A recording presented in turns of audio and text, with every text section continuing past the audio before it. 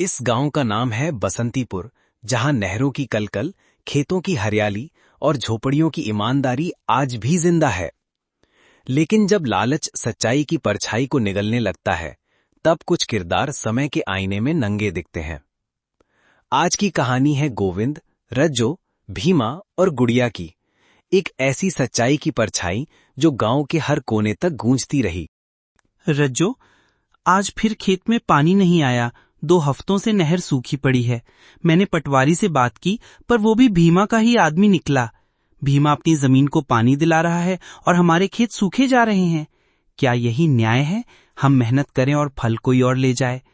मुझे डर है कि अगर यही हाल रहा तो इस बार की फसल भी बर्बाद हो जाएगी। हमारे पास बचत भी कितनी है। अब क्या हम भी हाथ फैलाएं किसी जमींदार के सामने? गोविंद, मुझे आप पर और अपनी मेहनत पर पूरा विश्वास है।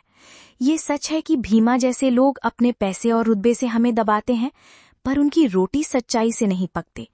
आप देखिएगा, एक दिन उनकी ये चालें उल्टी पड़ेंगी।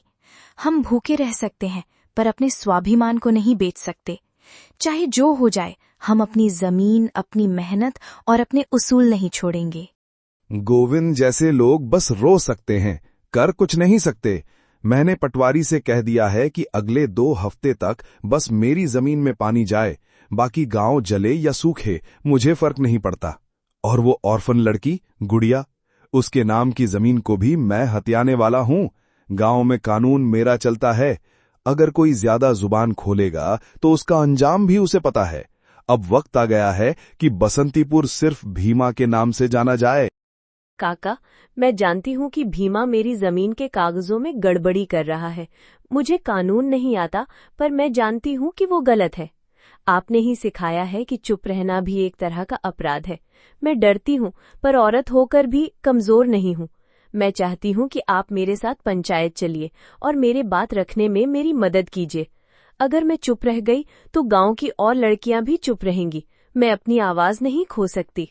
बेटी, तूने जो कहा वो बहुत साहस की बात है। मैंने अपनी जिंदगी में बहुत अन्याय देखे हैं, पर हमेशा लड़ने की हिम्मत नहीं जुटा पाया। पर अब तेरे जैसे निडर बच्चों को देखकर लगता है कि सच्चाई को आवाज देने का समय आ गया है। चलो, कल हम पंचायत में जाएंगे।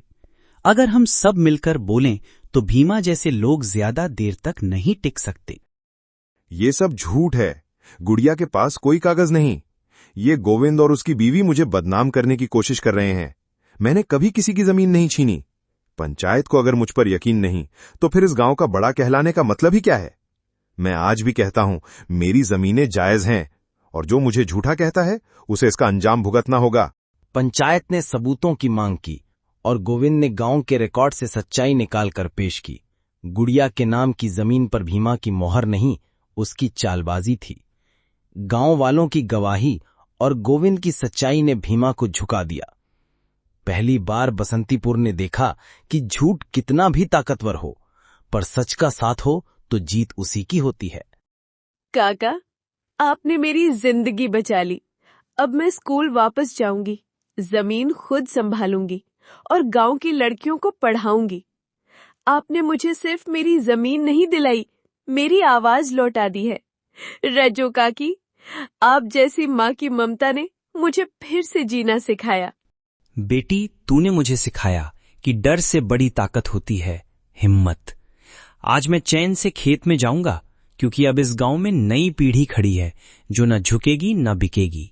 बसंतीपुर अब पहले जैसा गांव नहीं रहा। गुड़िया अब केवल ऑर्फन नहीं, गांव की नई उम्मीद है। गोविंद और रज्जो के उसूल अब मिट्टी की खुशबू में घुले हैं, और भीमा, वो अब गांव से बाहर है, पर सबक दे गया कि सच्चाई की परछाई कभी नहीं मिटती।